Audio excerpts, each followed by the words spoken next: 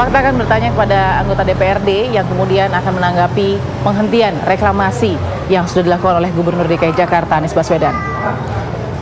Apa kabar, Bang? Hai, kabar Bang Bestari baik. Barus, Gubernur DKI Anies Baswedan resmi menghentikan dan mencabut izin dari 13 pulau reklamasi.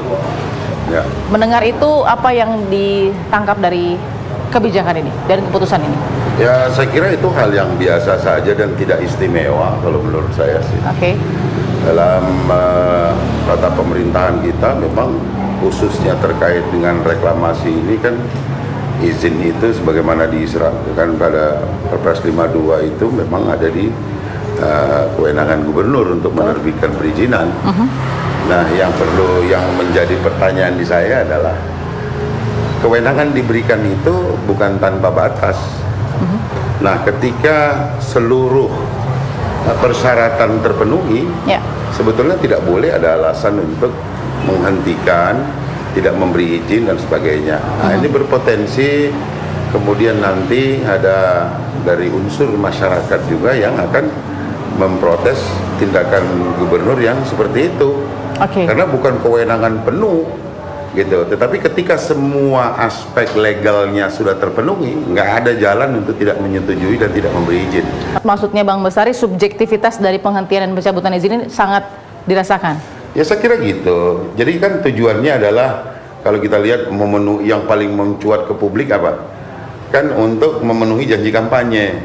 Ya kan gitu kan. Nah, saya kira dalam memutuskan sesuatu itu jangan tergopoh-gopoh gitu. Jangan karena janji kampanye. Kalau nanti kita bicara janji kampanye, dulu janji kampanye kan ada juga yang mengatakan akan memberikan rumah DP 0% rumah tapak.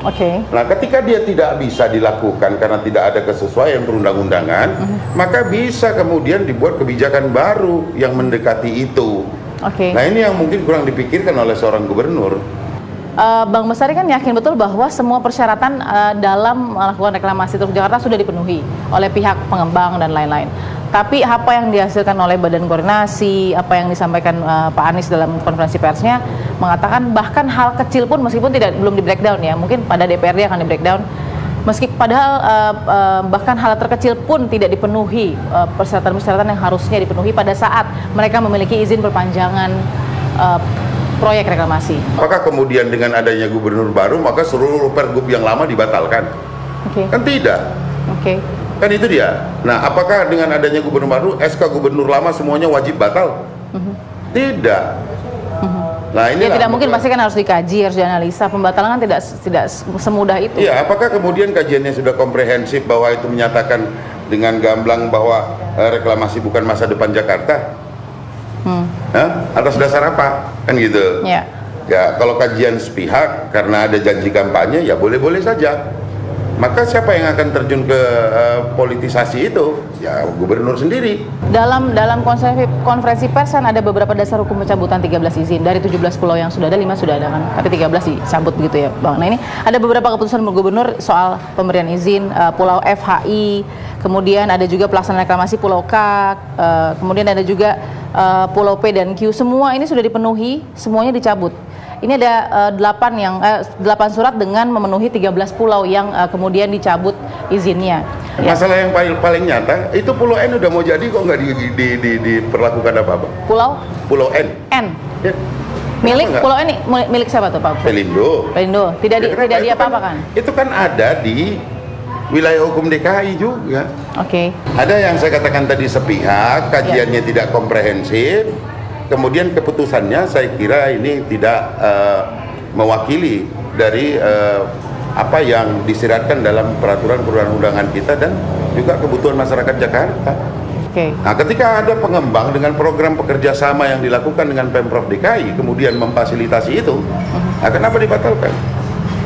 Asal jangan ini sekedar hanya untuk membuktikan sebagai janji kampanye yang saya kira itu tidak tepat gitu loh. Apalagi mungkin ingin menggantikan dengan pengelola lainnya atau apa gitulah. Oke, Mas Ari, pesan ya. Ini kan memang dekatan politik ya. Jadi sensitif segala kebijakan pasti agak sensitif yang dirasakan oleh masyarakat, apalagi Teluk Jakarta ini sudah menggemanya tuh luar biasa gitu, sampai ke Singapura dan lain-lain. Wah, kita akan bersatu, bergabung dan lain-lain. Tapi bagaimana pesannya ketika kemudian satu mimpi dari Jakarta saat ini tidak jadi, sudah dihentikan karena dianggap tidak sesuai dengan masa depan Jakarta?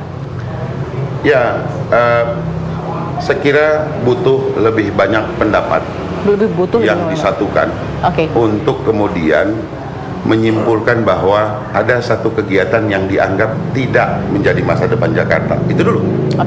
Ya, jadi saya kira itu pernyataan yang menurut saya prematur dan perlu dikaji lebih mendalam apa iya seperti itu. Karena tidak satu negara maju pun di muka bumi ini yang tidak melakukan itu. Nah, kemudian berikutnya adalah masyarakat Jakarta tentu ingin juga merasakan seperti apa nikmatnya punya pantai wisata yang tertata apik, sehingga nggak mesti jauh-jauh bawa uang banyak pergi ke negara lain. Ya, negara kita katanya adalah negara bahari di mana seluruh masyarakat dituntut untuk cinta laut. Uang masuk ke laut bayar kok di DKI ini, tapi nggak ada kepedulian pemerintah di situ.